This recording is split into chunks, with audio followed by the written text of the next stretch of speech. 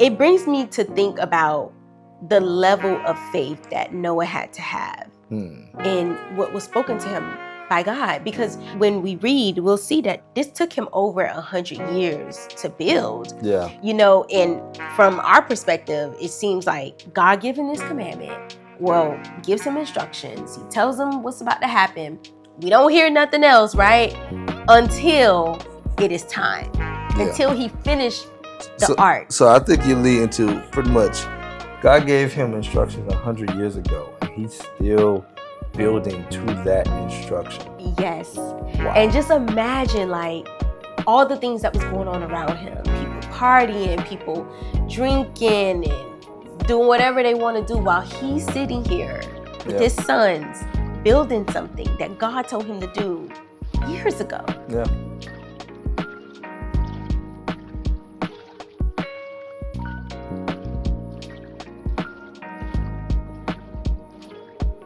Hello again. Welcome to the Carey podcast. Hey guys. I'm your host, Donovan Carey, and this is my lovely wife, Tiara. And welcome to episode 5.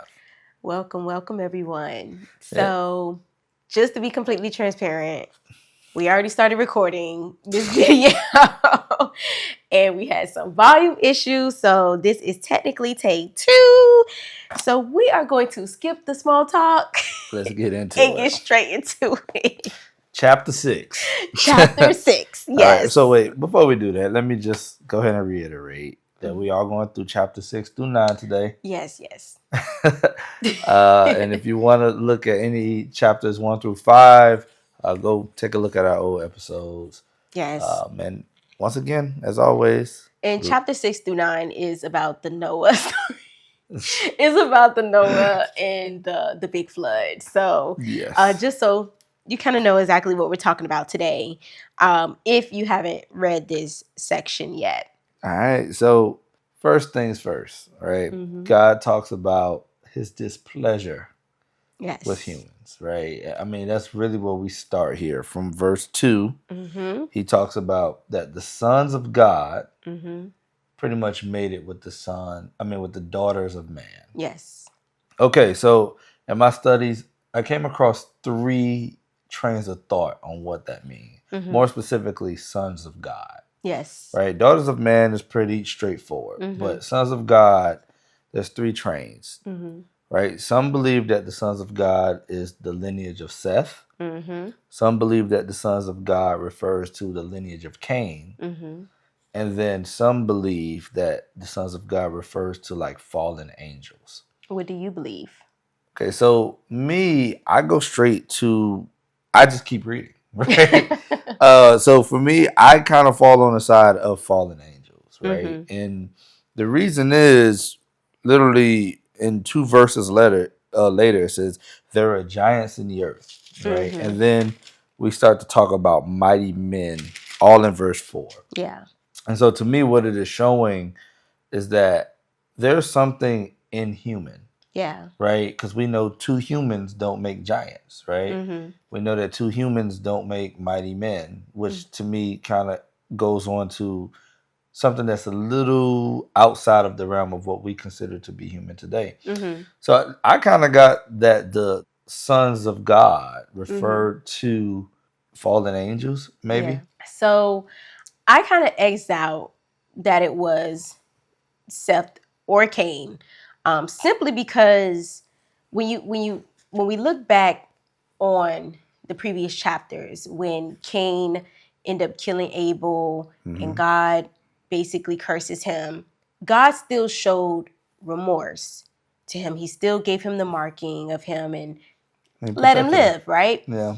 Now we do see later that they were sinful, his lineage, when they showed Lamech that he was not the most righteous person. Yeah, they went away from God, essentially. Right, they did go away from God. However, it brings me to my question of like, why would God want to wipe the whole earth out? Like, what would have happened that was so severe for him to want to just hit the reset button, right? Yeah, especially when you consider that he was willing to, like you said, forgive Cain, exactly. Or protect Cain, I should say. Exactly, right?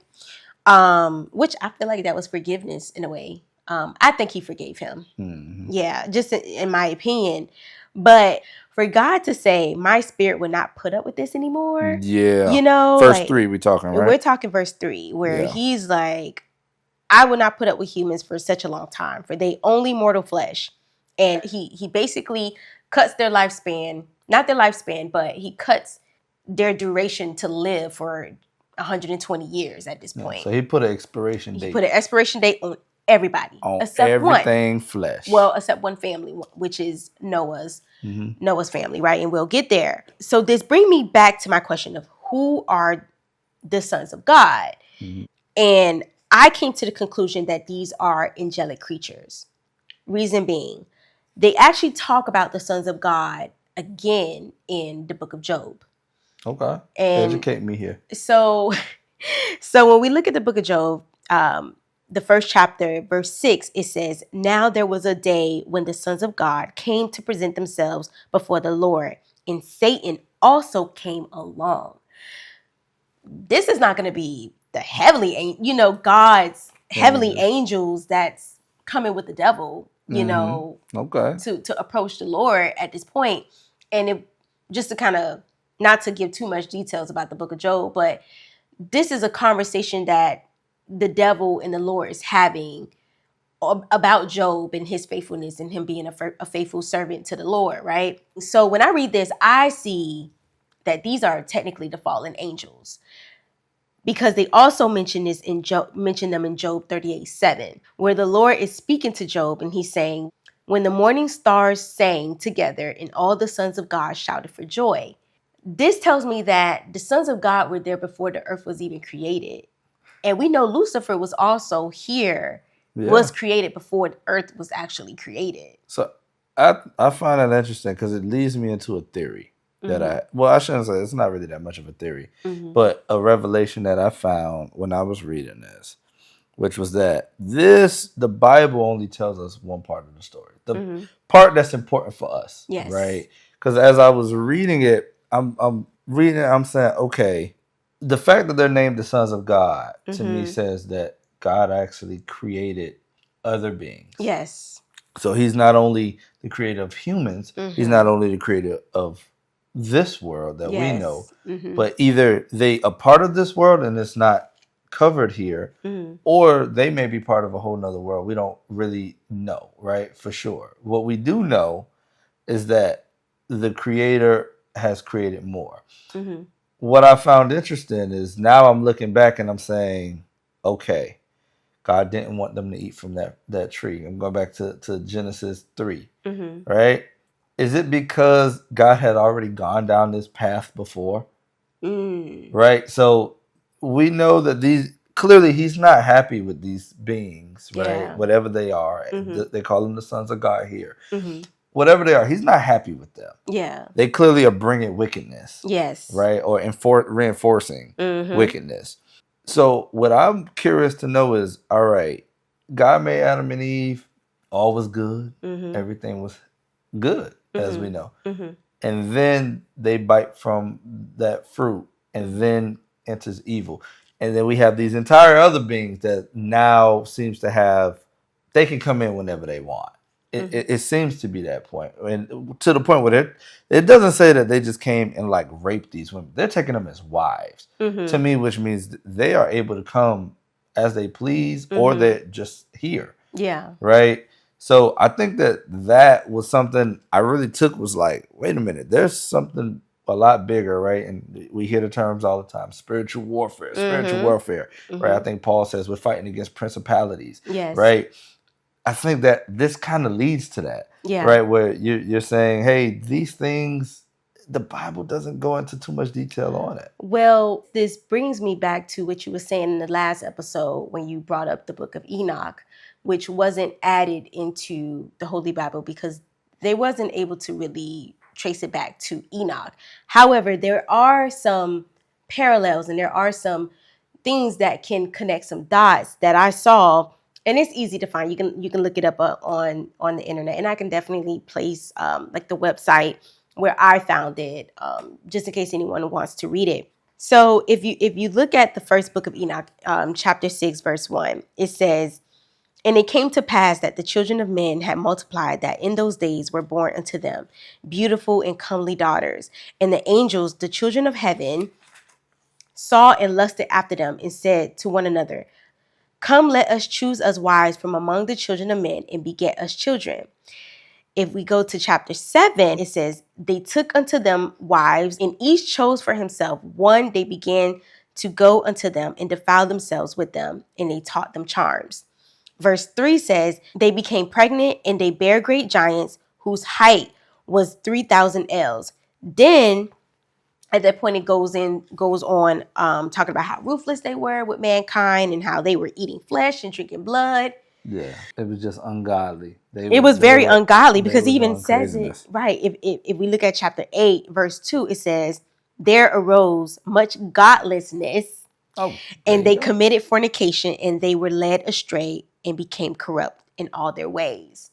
So this shows how severe things were getting. Mm-hmm. You know, for God to be like, I'm done.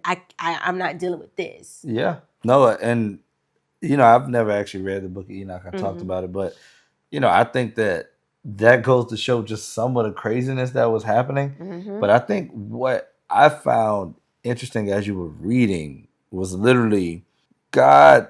So, all right, we got the giants, we got all of this stuff happening, but God's not even talking about them, because it's like, I expect it from y'all. But he's looking, when I look at verse 5, and he pretty much says, and God saw that the wickedness of man was great in the earth, and that every imagination of the thoughts of his heart was evil continually. Yeah. That part really hit home, because I'm not even talking about your actions here. I'm not talking, no, I got to wipe you out because your heart is evil. Yeah. Right?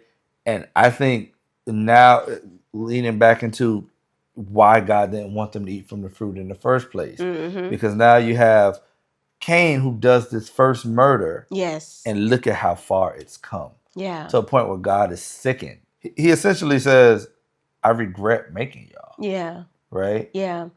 I think that this was all a part of the devil's plan.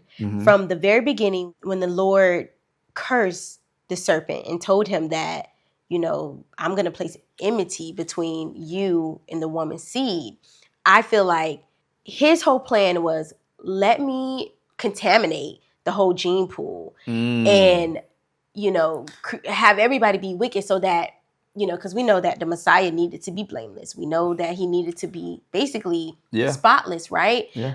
I'm going to try to make sure everyone is You got a little wicked. Bit of this in you. You got the seed of what they call it, the seed of the serpent, right? You got a little bit in you. Yes. That's even more interesting, because you're right. He's right at the beginning. Yeah. Right. We're not that many generations in. If I contaminate it from here, right? If I get it way back here, then I could take everything. Yeah. Right. I mean, that's a really good point. I didn't see it that way, where, you know, the serpent just he's thinking he's out thinking God.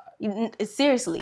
So I thought it was very interesting that he sent his, you know, clearly his fallen angels, those that were his followers, to go and have these intercourse with these humans, women, the daughters of men, to try to create corruption.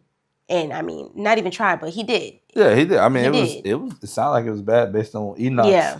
And God too, because even God said it. Yeah. God was, I mean, he got to a point where he's ready to get rid of all of it, right? So, but before we move on, I wanted to ask you, because, you know, it said that the Lord was grieved, and, you know, he regret having humans. Like, why do you think that God will be grieving or have regrets if he's God, if he's, you know, in full control? So it brings me back to the idea of the free will, and the idea that we were not created. So we were created to be good. That was the purpose of our creation. Yeah. So one thing that really stood out to me when I was reading is, there's a point, and we talk about it in Genesis 3, where God pretty much says, they're like us now, Mm-hmm. right? After they ate the fruit, after the fall, Right. they're like us now. Right. Now it's they know evil. They know what it is, Mm-hmm. and I think that's even more. What's the word I'm looking for? That's even more attached at verse 11 of chapter 6, where they kind of make a correlation between corruption and violence, Mm-hmm. right? So what I'm seeing for me is what I'm saying is because we know God could be violent, Yeah. right? He does it so many times throughout the Bible. Yeah, and it even says the Lord even said it himself that I can create disaster. Exactly. Yeah. So Mm-hmm. he's about to do it right now, Yeah. literally. So we know he can be violent. I think he did not want that for us, right? I think the difference is with us, like God sees the whole picture, and usually when He's doing something, it's for a purpose, and it's a long game here, right? Yeah. He sees the beginning, the middle, and the end. Versus us, we can only see the right now. We can only see in parts. Even when the Lord speaks to us, He speaks to us in parts. Like it's not. Yeah. We can't see the whole picture, so we're making decisions that can potentially affect something later, and we don't even know what that effect will be, right? Yeah. No, to your point, even when you look at, even if we're comparing it to these guys, right? Mm-hmm. We lived, what, 80 years? 90 if we're lucky? Mm-hmm. These guys were living 900 years, and even they didn't get the full picture. This is how long Yes. God's span is. Yes. But with that is also the span of the enemy. Yes. Right? He's also very clever. He's been around a long time. Ancient serpent. Yeah. Mm-hmm. And I think what we're seeing, just like what you're saying with the sons of God, right? Mm-hmm. You're seeing that there's a true war happening. Yeah. Right? There's something happening that's beyond even what we see every single day. Mm-hmm. And I'm really curious if it seems like we're just take two. Mm-hmm. It does. It seems like this has happened before. And I keep going back to, there's something to them calling them God, sons of God. Mm-hmm. You know what I'm saying? Like you think he started with the angels first? Yes. I think the angels is version 1. Mm-hmm. Then right? Lucifer. And then he separated heaven. And then, right. So we have the story of Lucifer, which, if you don't know, Lucifer essentially gets prideful. So he's actually in heaven. Mm-hmm. He worships God. Yes. He gets prideful. He decides he deserves the worship. And so he brings an army with him to pretty much rebel against God. That is still the war, as far as we understand, that is being fought today. Still to this day and to the end of times. I forgot to say, and God kicks them all out. Sends them to earth. Yes. Right? Yes. And so, because he did gather an army, which we believe that is the sons of God. Yes. Right? It's that army that is following Lucifer. Yes. And, I think when you think of that, you can point to some of the other pagan religions that exist. One thing that stood out to me when I was reading this, and they were saying that they were having relations with the daughters of man, is that this was very common in Nordic tradition. So the Vikings, their gods would do stuff with man. The Greek gods, they would do stuff with women on earth. This was very common. Yeah. And so, I'm not trying to make a correlation between the two, though I think there is one to be made, that a lot of what they considered gods may be a part of these sons of God. Ooh. Right? I'm just making a connection. There's nothing in the Bible that connects that directly. But it sounds about right to me. To me, I see a lot of that stuff, and I'm like, this was very popular, like at least based on my understanding of those things in mythology. Yeah. I'm like, man. I honestly, that didn't even click. What's crazy is I was gonna say, and I said, well, no, I don't want to stray too far from the text, but since we're talking about it, I think there's a correlation there, and a lot of those pagan religions, a lot of those religions that believe in multiple gods, I think what you're seeing, or what they were seeing, and what they were encountering, and what they were dealing with, were literal sons of God. Right? Yeah. So God, we got to look at it, right? We have a 3-part God, which is all God, but there's 3 different. It seems like the Father is Father is the actual creator. Mm-hmm. And so to me, I'm seeing it as the Father actually created them as well. Mm-hmm. And we're take two.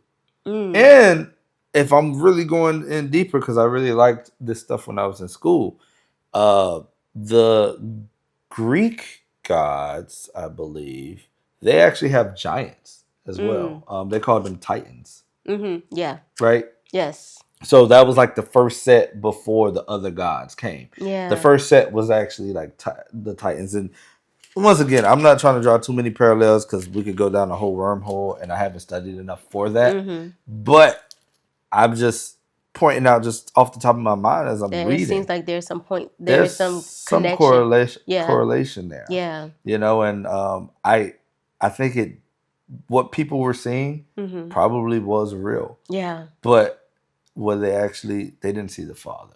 Yeah. And we'll continue to talk, but I think that's something that I really was pulling from this text, and that's why I want to read we kind of early in, so we're not trying to get canceled just yet. But on episode 5, we give us a couple more, and the we can go. Okay. So are you ready to talk about Noah yet? Yes. So let's move on. So verse 8. So now we're at verse 8, and it talks about how Noah finds favor in the Lord's eye. Mm-hmm. And I wanted to ask you, do you think favor is something that's given or earned?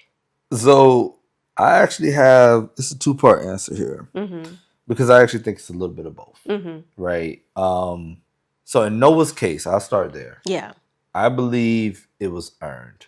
The reason I say that is because from what it appears is God was ready to destroy everything. Yeah. Then he meets Noah, and Noah is perfect, which I think 2 episodes ago I said the only person that was perfect was Jesus. I stand corrected. Noah also was perfect. Says it in verse 9, right? Yes, but... Well, okay, Noah, at this time, he was perfect. The reason I want to say that, and the reason I think it's important, is because the point I was making last time was that it's impossible to be perfect. Yeah. Right? Because true. Jesus was made to be perfect. That's true. But the point I'm making here is not actually impossible. It's not impossible, kind of, because we'll see later that he actually was not perfect. Noah wasn't perfect, no, but Enoch was. Enoch was perfect. Right? Yeah, so that's true. The point I'm making is that's 2 people so far that was perfect. I mean, that we know of. I mean, granted, they took out the whole Book of Enoch, so we don't. Yeah, you know what I'm saying? We don't know. We don't, right? Know. Because there could potentially be some flaws there, but if the Lord have favor over someone. Okay, well, I'm looking at this in verse 9. Noah was a just man and perfect. Is what I'm going based on. Okay. So I want to correct that. But back to your point. In Noah's case, I think it was earned. Yeah. Right? Because I think God was going to destroy it all. Yeah. And I think it also speaks to God's grace because it only takes one. Right. Right? So God is getting ready. He's like, yo, there is no goodness in these people. Their hearts are evil. And then he meets Noah. Or he comes across Noah. Or he's watching Noah, however. But he's like, he likes Noah so much. Yeah. He says, you know what? I could start humanity over with this guy. Yes. Right? So I think he's earned it. I think we also look at someone like David. Right? David has also earned it. Right? We know he was a man after God's heart. From the fight with Goliath, that was all for God. Right? He's like, how dare they try to show up my God? I'm going to take on this giant. Right. So that's earned. Now, given. I do believe some people were given it. Israel. Yes. I think that the state of Israel given it.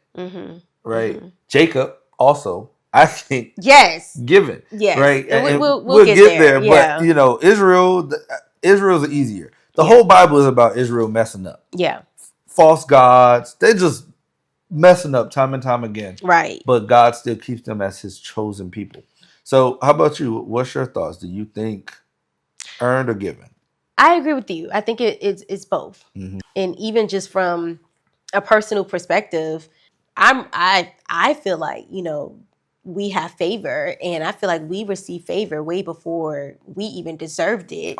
You get what I'm saying? So I pray on that every night. Right. Thank you for just giving us favor before we even knew you. Before we even knew him.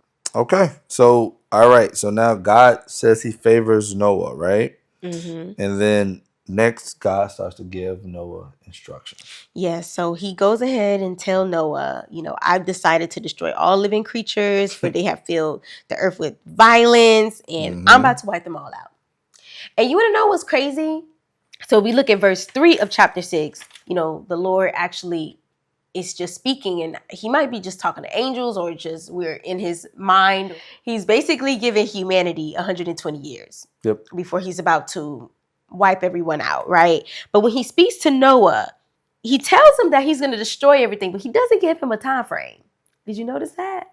I did not. Yeah, he doesn't give him a time frame. Hold on, let me see if I can even find where he says it to Noah directly. Yeah, so I'll just read it here. So verse 13 says, so God said to Noah, I have decided to destroy all living creatures, for they have filled the earth with violence. Yes, I will wipe them all out along with the earth.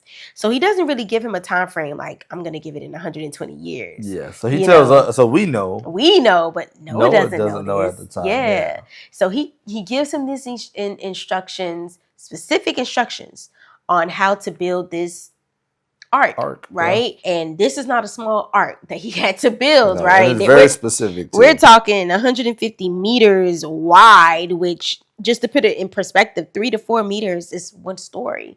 So this is about 37 to 50 stories wide here. Yeah, that is huge. That is a skyscraper. It is a skyscraper. And it brings me to think about the level of faith that Noah had to have in what was spoken to him by God. Because when we read, we'll see that this took him over 100 years to build. Yeah. And from our perspective, it seems like God giving this commandment, gives him instructions. He tells him what's about to happen. We don't hear nothing else, right? Until it is time.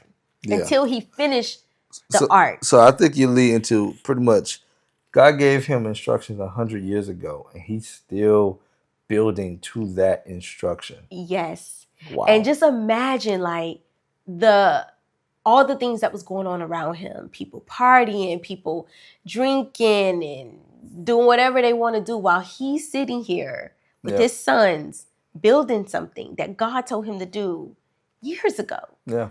That is very, very interesting. I mean, when you really put it in perspective, 100 years is an entire, and today that's like, that's over one person's life. That's 3 generations of people. Yes. Right? Typically. Yes. At least, in some families that may be more than that. But, to think, okay, the judgment from your sons, right? You got them out there working every day because God told you this thing. And if it's anything like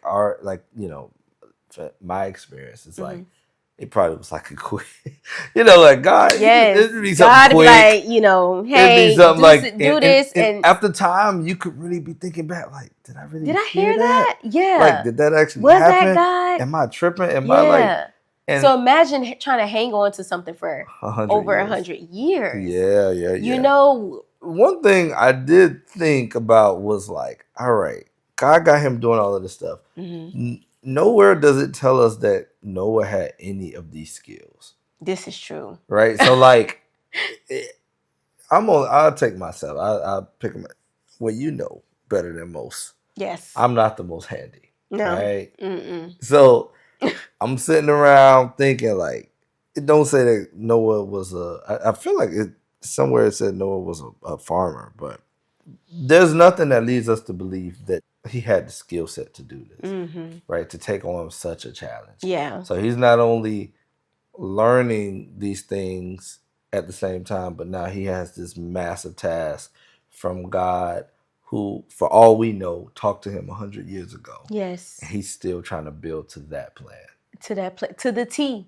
When we talk about how crazy that flood was, I think that's why it had to be so specific. Yes. And that's why the Bible makes sure to let us know. Yes. This is what God told him. Yes. And if he did not build it like this, if he did one thing wrong, based on what we could see as far as because I mean, it talks about it. around this time, around. Okay, so we're there. Yeah, we're there. Yeah, 14 yeah. to 16, where he's telling him, to use a certain tar to basically coat the boat in certain wood and to have a certain opening, which, we'll see why later, but he gives him specific instructions, Yeah. certain size, height, width, depth, all of it, right? He's giving him all these things, and Noah was obedient. Yeah, not to mention, he also brought into who to bring. Yeah. Right? What to bring, right? Yes. Which animals to bring, how many to bring, male and female for the most part, if it's a clean animal, which I don't think we're going to get into too much of that, because I know in Leviticus, they really talk about the clean and dirty animals. Clean and unclean animals. Yeah. But I think it's Leviticus 11. So I think we won't, because they don't really specify anything for Noah, but we know clean animals bring 7, right? He gives them, like you said, direct instructions, and we find out very soon why after. Yes. So I don't want to jump into chapter 7 unless you got all your points for chapter 6. But the only thing I want to add is just the importance of obedience and following God's word. Yeah. Because he's telling us things for a reason, and sometimes if you just imagine if Noah just acted out of obedience, will we really be here today? No. Well, and I wonder if that was the test for Noah. Was, all right, I don't know if Noah understands this, but I can't imagine he doesn't. All right, are you really as righteous? Are you worth saving? Because if you listen to me exactly, then the human race is worth saving. There's some hope. If you don't listen to me exactly, you're going to die anyway with the flood. Yeah. And there is no hope. Yes. I almost, because when I was reading it, I was thinking, I'm like, could this have been a little bit of a test for Noah? And it makes me think of when you ask, did he earn it? Yeah. Or do you consider it earned? Like, well, he earned it just because he built the thing right. Because if he didn't build that right, if he was not obedient to God in that moment, that might be the end of humans. Because we know God was fed up. Right, exactly. So moving on to chapter 7. So we know that when everything was ready, God patiently waited on Noah, right? Which was, at this point, this is about 100 years later. And when this brings me back to the very beginning when God said, okay, in 120 years, y'all out of here. So God already knew from the beginning how long Noah was going to take. No, I don't think Noah knew. Yeah. I don't think he knew. I didn't even think about that until you brought it up, that God never told Noah how. No, he never told him. Yeah. So I do agree that probably was a test for Noah. Like, are you going to... How full of faith are you? Yeah, that part. Because when we get to chapter 7, it shows how the Lord speaks to Noah. Now he speaks to Noah, right? Okay. Now that he's finished, here comes God, right? Yep. And he tells him to go into the boat with your family. And then he also says, I can see that you alone are righteous. Oof. And I wanted to ask you, what does righteous mean to you? So when I think of righteous, I compare it with wicked. Right? Because righteous in Proverbs, I'm kind of going based on Proverbs. Solomon compares righteous and wicked a lot. Yeah. It's like they seem to be opposites. And so if I'm going based on that and I'm reading here where God is looking at their heart. Yes. I think that righteousness has to be in the heart, just like wickedness has to be in the heart. I don't think it's actions. Yes. Right? And so I think that also is backed up by Jesus, right? Where Jesus says, you would have said you did all of these things in my name, but I don't know you. Yes. Right? I think that all is to show that God can see the heart. Yes. And doesn't matter what you do on the outside. Yes. Doesn't matter. Yes. And I agree with that. I agree with your point there. I think Romans 4:5 actually speaks on this, where it says, but people are counted as righteous not because of their work, but because of the faith in God who forgives sinners. And so it's definitely boiled down to faith, which I think is something that's in the heart. Yeah. If we really get to the root of it, it's really the heart posture here, right? And I know that in the beginning of my walk, I struggle with that. You hear, like you said, in Proverbs, they're talking about it. Righteous, wicked, righteous, wicked. Yep. But I'm like, I don't think I really knew what righteous meant until recently, like reading this, right? I thought that righteous meant reading the Bible 3 times a day, praying 3 times a day. Action oriented. It was very action oriented, right? Mm-hmm. But then I realized you can do all these things and not be righteous. Yeah. At some point it can be self-righteous. I didn't really know that there was anything such as a self-righteous. I thought it was only righteous. Mm-hmm. But with self-righteousness, that, again, it's rooted in pride. There's sometimes lack of faith. You know what I'm saying? And then also you can find yourself judging others, where you're pointing like, oh, I'm this, I'm that. Yeah. And we see that with the Pharisees later, right? Yeah. Where they felt like they were so perfect, and everyone else. Missing the whole point. Literally, the whole Messiah is right in front of them. Yes. And they missed it. Really, when you think about it, righteousness is walking in faith, walking in humility, and walking in love, which is the biggest commandment that Jesus had to try to come and tell them. You're missing the point here. You're missing the whole point. You're missing the whole point. You're following every law, but missing the point of why. What you're doing is self-righteousness. Mm-hmm. It's not righteous. Yeah. We're supposed to strive to be righteous. Yep. And I think Noah and even Enoch, they are great examples of what it means to be righteous. Yeah. So. Yeah, no. And as well as Jesus, of course. I like that. I definitely like that one. Mm-hmm. So, all right. So now God, he essentially talks about, he calls Noah the only righteous one. Yes. Right. And so let's talk about giving again. I keep going back to the earn versus giving. Mm-hmm. So even though Noah's the only righteous one, he got 3 sons. He got a wife and 3 daughter-in-laws that are all getting in on the cash that Noah has built. Yes.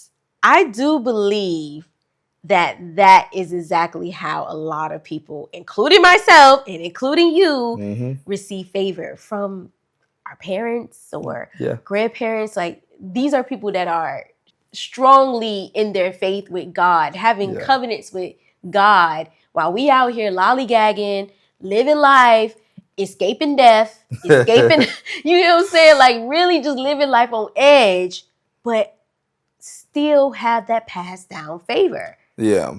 No, it's true. 100% true. I think that's like, I as we were talking, it just hit me. I'm like, they didn't deserve it. 7 people on that boat that wasn't righteous. That didn't deserve it, because he told you who was righteous. He didn't say only one. He didn't say you and your family. The only one. You the righteous. Yes. So moving right along. So we know that the Lord brings the animals to Noah, which I wanted to ask you, like, do you think that's possible?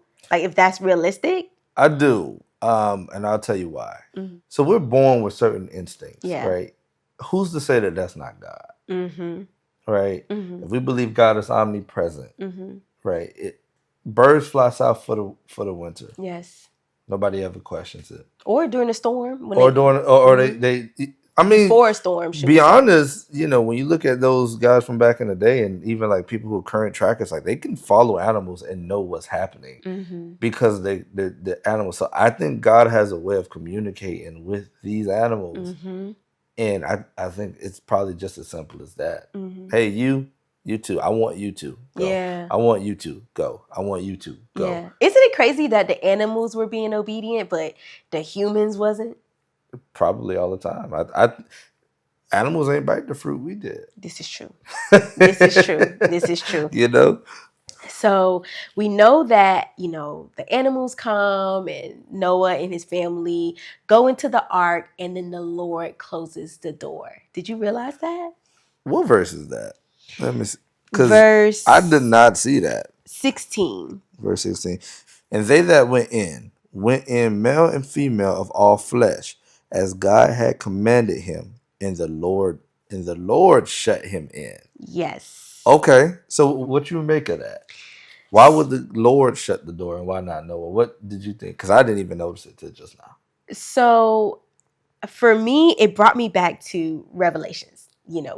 Revelation is one of those first books we were a little odd here. We started with Revelations. Yeah, that was one of the first. We went straight for the juggler. I want to know how it ends. How does it end? What we need to be prepared for. But back to Revelations 3:7, where it says, the one who has the key of David, what he opens, no one can close, and what he closes, no one can open. Oof.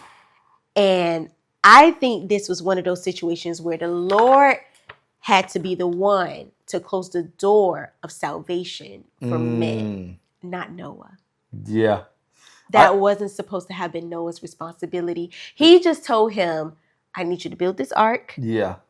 Yeah. The who gets saved and who doesn't is my job. It's my job. Yes. That's a cool connection with Revelation. Mm-hmm. So the blood is on my hand. The blood is on his hand. Yeah. I put them here. I'll take them out. I'll take them. Hey, somebody, mama. I ain't gonna say who mama used to say. Brought you in this world. I will take you out. Okay. But they got it from God. Yeah,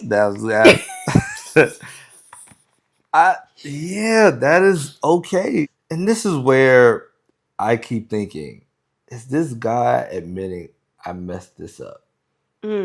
Because I mean, he did. He regretted it. Yeah. And then he comes in, he's kind of saying, all right, this is my mess up. And it's too out of hand at this point. Is this? I really feel like at that point, Satan had taken over. Mm-hmm. He had taken over, and God was like, nah, not doing it. You know, it's funny when we were kids, you always had that one person who, when they playing video games and they started losing, they press reset. Yeah. That was you. No.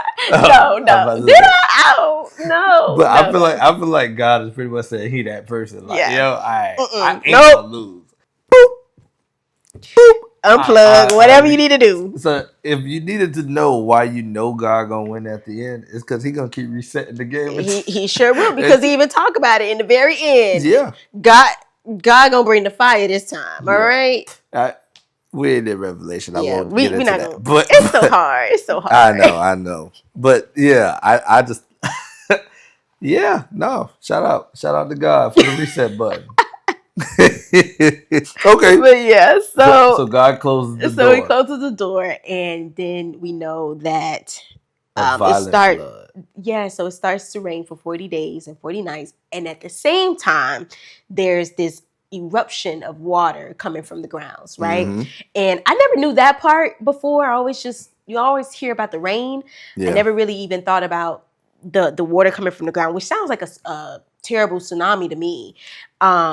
See, right? I don't see it as a tsunami. I see it as like literally just water. I don't know. I just kind of picture it being that way. I think of it like a fire, like a what's the thing called, the fire hydrant when they knock it over and it just goes. I just kind of picture like a whole bunch of tsunamis everywhere. Like I don't know.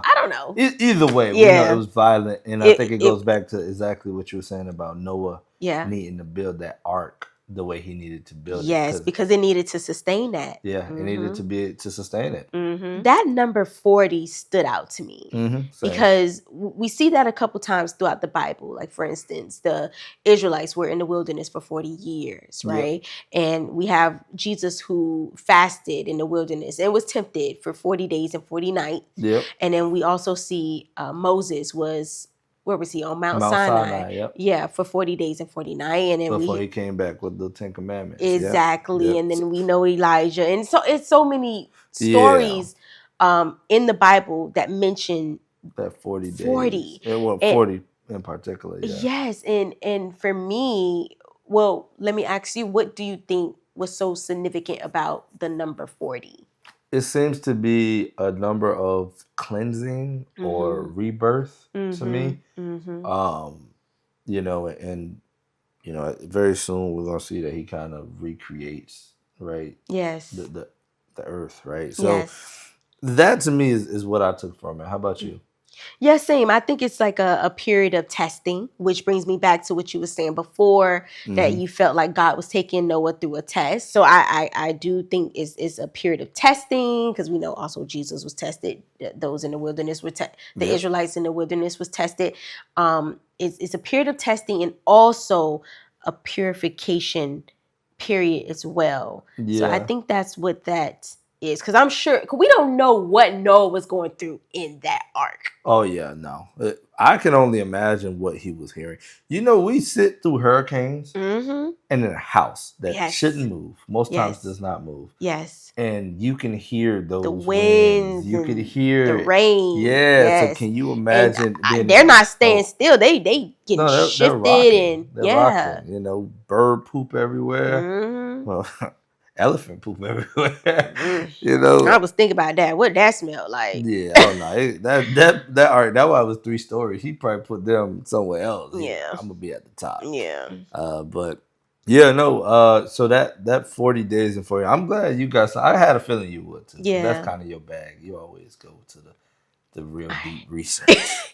I be wanting to know what's the significance. So I did have one more point that I saw in chapter 7, and it's really from verse 18, right? I won't read the whole verse, but essentially it says, "And the ark went upon the face of the waters." That I found it connected immediately to me with Genesis 1. Right, and the Spirit of God moved upon the face of the waters. To me, it's signaling like this is a redo. Yes, this is. I am literally restarting. The earth is now again void. Right? Yes, it's just water, and that's the reset. Yes, that's the reset. 40 days, the 40 nights, the 40. Yes, the reset. So that to me really, really stuck out. I'm like, okay, this is the official proof. Yes. So I think it's interesting that Paul calls Jesus the second Adam, because it almost feels like Noah's the second Adam. But that's just my this is true. This is true. Especially, and we'll see. Like he speaks to him as if he was Adam. Yeah. Yeah. Well, we'll see that jump later. Right into it, right? Unless you have anything else on chapter 7. Yeah. So the only thing I just want to mention is like, so including the 40 days and 40 nights, the flood lasts for 150 days here. So this is over some time at this point. And now we move into chapter 8, where it says that, but God remembered Noah and all the wild animals and livestock with him in the boat. And I only want to mention this because I know when I first read it, it was something that stood out to me that I was a little confused. Like, what do you mean remember? I did look into it more deeply, and I saw that when it mentions that God is remembering or he's remembered something, it's not the same way that we remember something. Okay. You know, because when we remember something, it's because we forgot. When it mentions that God has remembered something, it's more along the lines of him moving into action, him actually doing something. Yes, him actually doing something, which we will see that right after it says he sent a wind to blow across the earth and the flood waters began to recede. Okay. Yeah, so that was the action. He's like, all right, let me go ahead and send the wind and start receding the water. I wonder why do you think it took so long? I think he was trying to make sure that everything, that his plan was fully done carried thoroughly out. Through. Yes. Yeah. Okay. There's no way anyone is going to survive that. Yeah. No animal, nothing. I only need what's in that ark to survive. I need what's only in that ark to survive. Yes. So we know that after the 150 days, the ark rested on the Mount of Ararat. Yeah. And then I believe at some point, the mountains start to started to be seen. So again, this is happening. It's taking a while for this water to recede and to probably evaporate or whatever is happening here. Yeah. It is taking months for this to happen at this point. But we know that Noah opens up the opening that God instructed him to do. Yep. He sends out a raven first just to see, and the raven is going back and forth, back and forth, back and forth. So this is telling Noah, all right, there's no dry land at this point. Yep. Then he also sends out a dove, and the dove ends up coming back. So then I want to say 7 days later, he released the dove again. And this time the dove came back with an olive leaf. And I think this is where people get the dove with with that kind of twig, with the little twig with the leaves, and it looks like a branch, but it's really just supposed to have been a leaf. But it's supposed to symbolize like peace and goodness, which makes sense, right? Yeah, it makes sense. So it comes back with this olive leaf, and then we know 7 days later He sends it out again, and this time it doesn't return. So this is telling him that now, okay, the dove has a resting place, right? But he still did not move. He still did not. It wasn't until the Lord spoke to him for Noah to leave the ark that he ended up leaving. And I thought that was so significant because this is a great example of the Bible verse where it said, be still and know that I am God. And truly just waiting on God's timing, even in a time of uncertainty.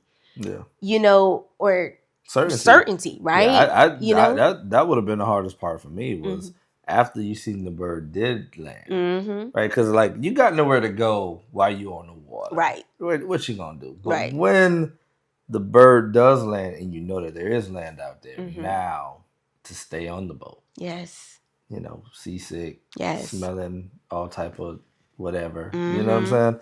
I think that is the true showing of why God favored Noah. Because he was willing to just wait on him. Right? And not know when he was going to hear from God, right?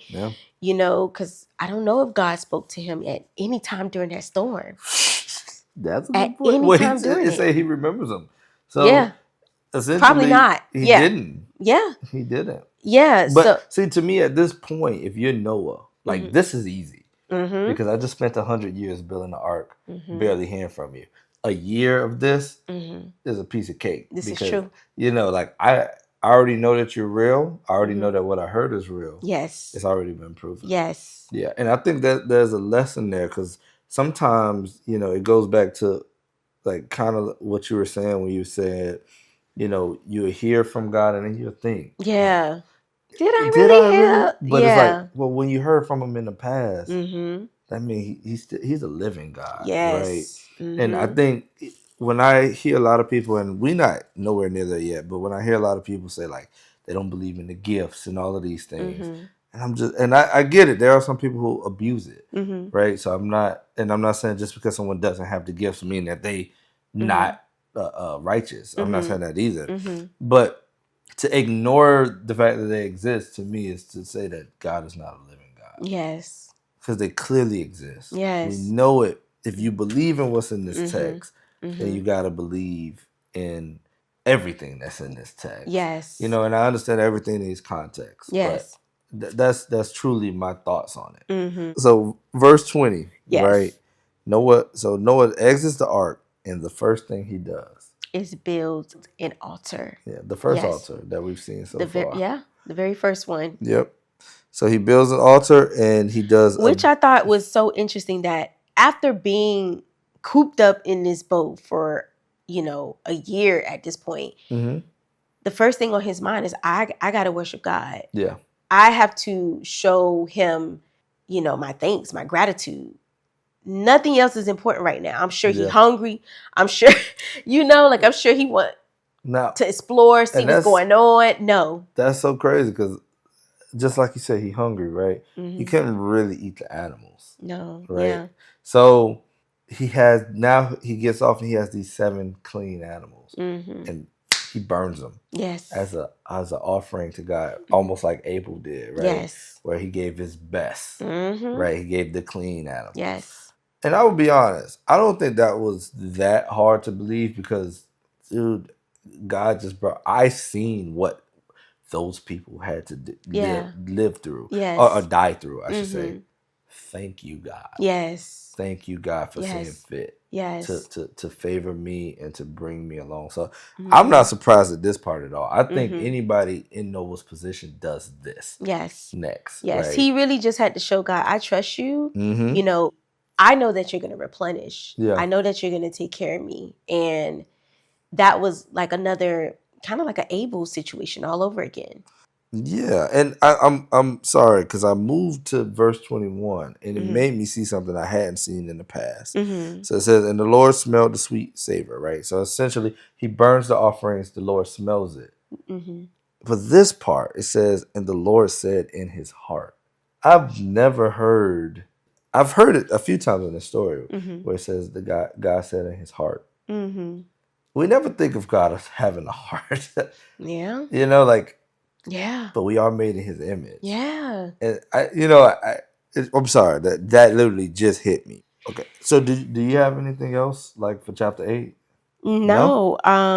Ready to move on? We can move on. All right, let's hit chapter 9. So in chapter 9, we see that the Lord basically tells Noah and his sons to be fruitful and multiply. Mm-hmm. And we know this, and also he gives him authority over the animals. Yep, Dominion, which is basically the same thing that he gave Adam in the very beginning.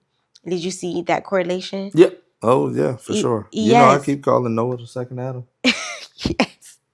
The only difference is that I noticed this time was he did allow them to eat animals, as long as it's not living blood. Mm-hmm. And I didn't even realize in the very beginning that God didn't even give them the option to be able to eat animals at that time. Yeah. So let me ask, because this is from what you read with the Book of Enoch thing, Mm-hmm. but they were eating blood, right? I think it said Flesh. that. Yeah, flesh. They were eating people, it sounds like. So I wonder if it's kind of attached to that. Because I have a theory that God is literally remaking and learning from his mistakes. Mm-hmm. And I know I'm probably get a lot of hate when you say God made a mistake, but he already said that he regretted. To me, that's admitting to a mistake. Yeah. I wonder if you're looking at iterations, right? Mm-hmm. And, this is more speculation, so take it with a grain of salt. But you're looking at first iteration, right? I already made the parallel where he says, now they're like us, right? Yes. And we see this kind of the son of God, right? And we know that God created them and that they are also capable of evil. So that's step one. Then he got Adam, right? He creates Adam, who then now we have Cain and the murder, and then we end up where God has to flood it out. That's take 2, right? And now we're on take 3, where God is saying, okay, so we don't follow that again, right? You know what? We need to make it so that you can eat meat, yes, but blood off limits. Anything blood, and I think that also goes into where God makes it illegal to murder, right? I wonder if it's something along the lines of, like, maybe it's not so much him making mistakes, or if it's something along the lines of, like, we as humans are constantly evolving. And as we evolve, he's starting to implement more and more laws and rules. Because I mean, at this point, we ain't have the 10 Commandments here, nothing or exists anything at this point. Nothing exists.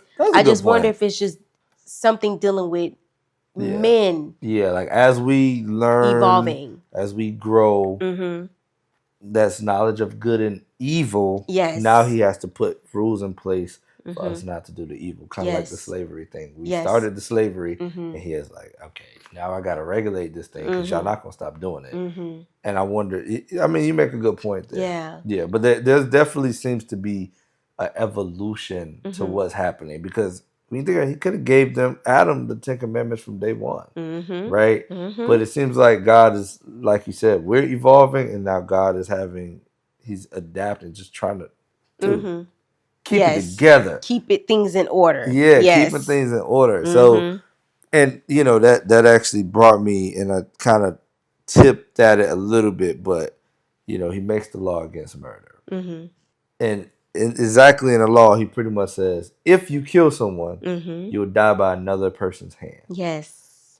I went immediately back to Cain, because I said, God protected Cain from that. Why now? If you kill someone, then humans will come kill you. Why is that now? I think when things got so wicked with the Son of Gods, and remember they were eating flesh and all this, the wickedness, them hanging around the humans, they're probably rubbing off on them. They're wicked in their heart. I think God is like, all right, now y'all are getting exposed to more and more evil at this point. At this point, this was just Cain that we know of, and then Lamech, right? But now it's a whole everybody. I mean, race that's happening. I mean, yeah. a whole human race that's everybody. It's literally everybody except Noah, Yeah. literally, that is doing evil things and probably killing each other or whatever the case may be. Or have a wicked heart. They may not be doing anything. So God is like, no, moving forward, we hit the reset button for a reason. Okay, moving forward, no murder.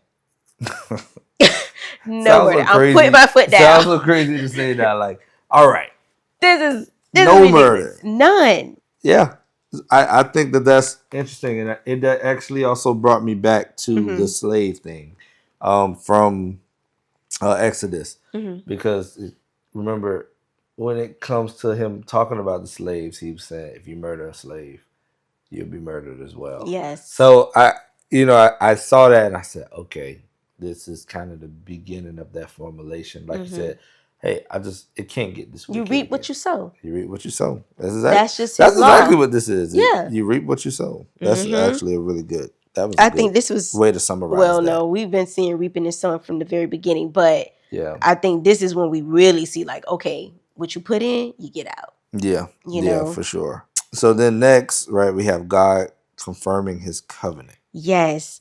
And this is when he said that he speaks to Noah again, and he tells him that, he would never do this again to the earth. And I am going to send a rainbow as confirmation. And I thought that was so powerful, because one thing about God, he sends confirmation. If someone comes to you and they're like, God said, or da-da-da-da, and there's no confirmation behind it, then it's not of God. It's not from God. I really do believe that. And this is where we first see that God will send confirmation, and that he's a promise keeper.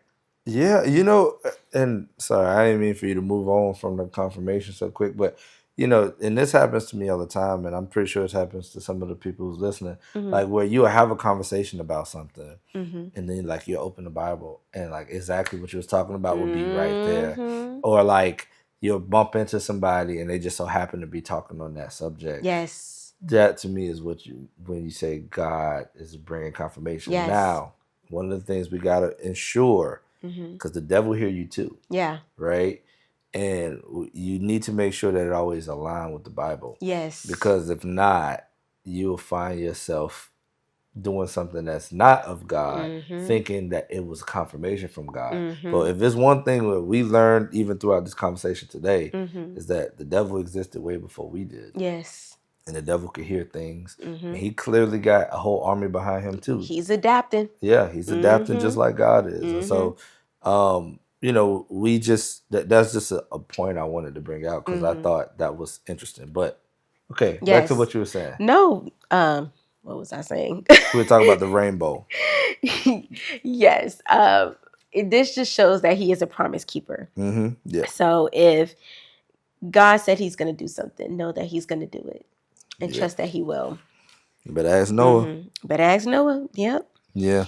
And we know this because clearly God doesn't wipe the earth off the way like that. We see floods, we see tsunamis, but nothing like this great flood. And even in other cultures and other religions, they even talk about this. No, it's actually the Younger Dryas, right? So for anybody who's looking outside the scripture for any proof of the flood, like there's the Younger Dryas theory, because there's a bunch of cultures all over the world who have this same story. Yes. Right? Not necessarily the story of God, but that there was this massive flood that killed everything. So yeah, it exists. We know that the flood happened 100%, just like Jesus existed 100%. Yes. What people do with that after that is up to their them. business. We trust the Bible here. Yes. One thing I wanted to ask, so what do you think, because we don't have giants today. No. Right? So God floods the earth.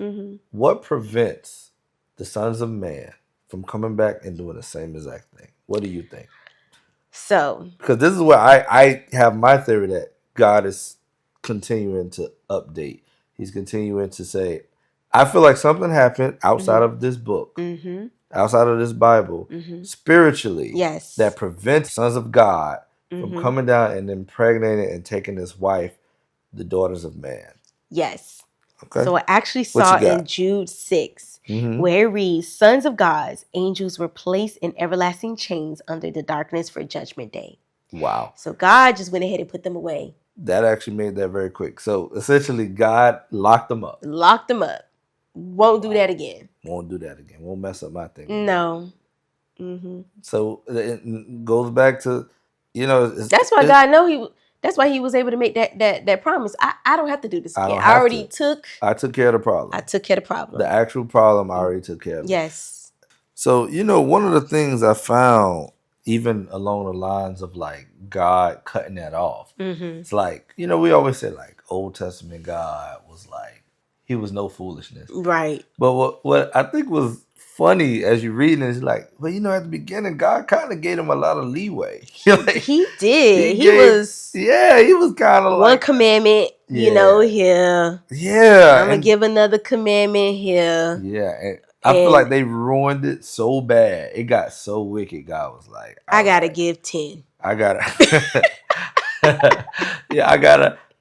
I can't because Jesus is coming, right? We got to make way for Jesus. I think God is literally saying, okay, y'all need a lot more supervision. Yeah. And we know God to give somebody, we know God gave men to supervise over women, according to the curse of Eve. And we know that God is like, nah, I need to supervise over y'all. Yes. So here you go. Here's the laws. Don't say you ain't know. Yeah.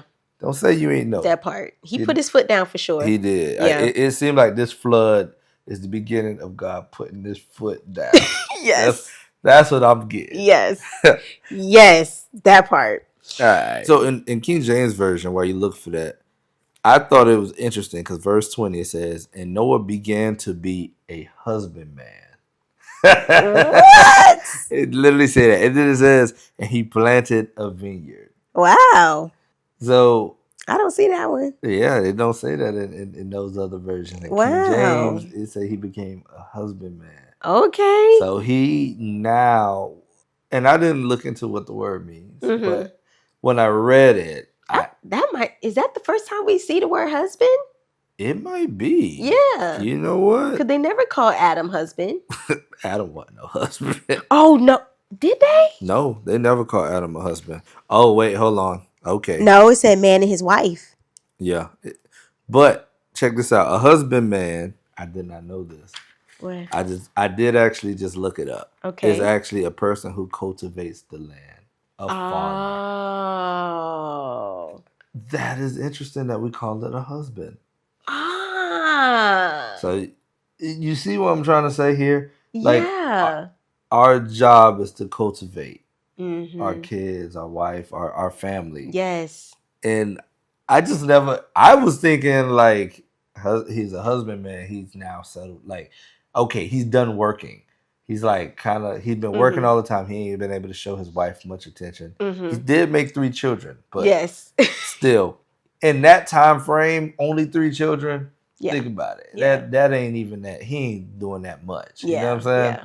So I just thought, but now that I'm looking this up, so it says he's cultivating. Yes. So now he's a farmer. Yes. Right, and then he plants a vineyard, and his wine is so good to the point where he goes and gets drunk. And he's found by one of his sons, which is Ham, right? And based on the story, it seems like Ham finds him naked. Yep.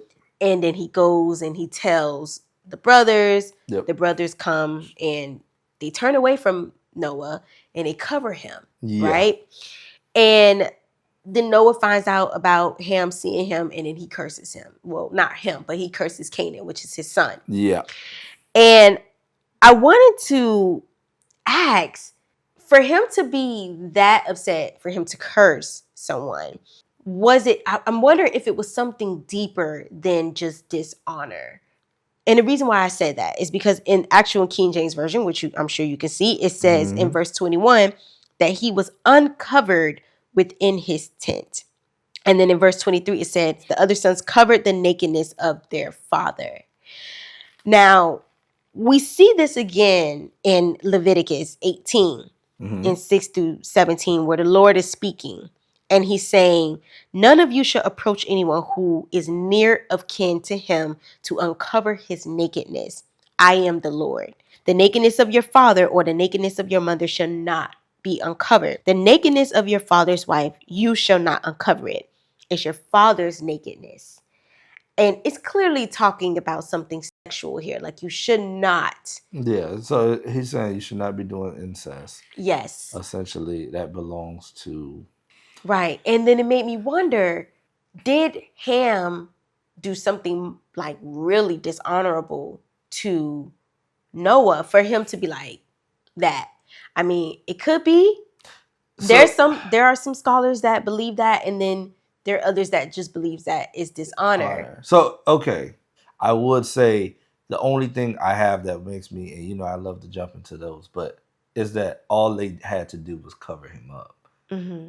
You give it, like, the other brothers didn't do anything else. Like, how would you define how they covered him if it was something more than him just being uncovered? If we're looking at nakedness to be something sexual in nature, then what would be the covering of that? What would that look like? Because it says they turned around and they covered them. And I can't make that connection.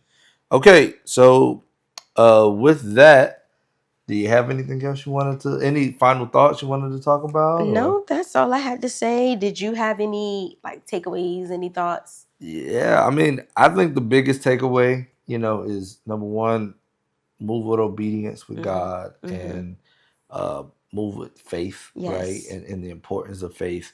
Also, Old Testament God just ain't play that. Like, hey, you getting out of hand, he destroys it all. I think that's kind of my biggest takeaways from the Noah story. I would say, guys, join us next Sunday. We're going over Genesis chapter 10 and 11. Yes. And that's kind of two separate stories. One is after the flood. So we talk about, so they get into the sons of Ham. Yep. So we'll find out a little bit more about them. Well, all of their sons too, right? Because it's is it Shem sons and Japheth. Okay. Yeah, it's them pretty much multiplying. Yes. So it's getting into all of their sons, all of Noah's grandsons at this point, right? Yeah. And then in chapter 11, right, is where they talk about the Tower of Babel. Yes. Which is one of my favorite stories. So I'm really excited to get into that one. Yep. And we also touch a little bit on the they actually introduce us to Abraham too. So that's actually gonna be, I think that's gonna be pretty cool. Yes. Okay. So yes, please join us with reading. And we just want to thank you guys for joining us today. We truly appreciate it. Please like, share, subscribe. It will really help our podcast be spread to others that may be new to their walk, or others that are trying to start reading the Bible and be more consistent like we are. And just to join us on our journey as we try to learn more about God's word. For sure. For sure. So again, thank you guys. We love you. Have a good one.